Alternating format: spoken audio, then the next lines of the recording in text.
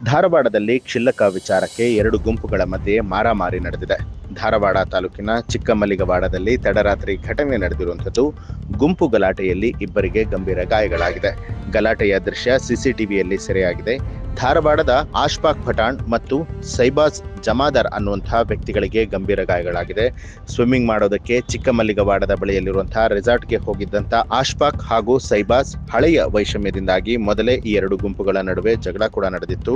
ಆಶ್ಫಾಕ್ ಹಾಗೂ ಸೈಬಾಸ್ ಸ್ನೇಹಿತರು ಬೈಕಲ್ಲಿ ತೆರಳುತ್ತಿದ್ದಂತಹ ವೇಳೆಯಲ್ಲಿ ಮತ್ತೆ ಇಬ್ಬರ ನಡುವೆ ಗಲಾಟೆ ಆಗುತ್ತೆ. ಹಿಂದಿನಿಂದ ಬಂದಂತಹ ವ್ಯಕ್ತಿಯೋರ್ವ ಬೈಕ್ ಮೇಲಿದ್ದಂತಹ ಆಶ್ಫಾಕ್ ತಲೆಗೆ ಕಟ್ಟಿಗೆಯಿಂದ ಬಲವಾಗಿ ಹೊಡೆದಿದ್ದಾನೆ.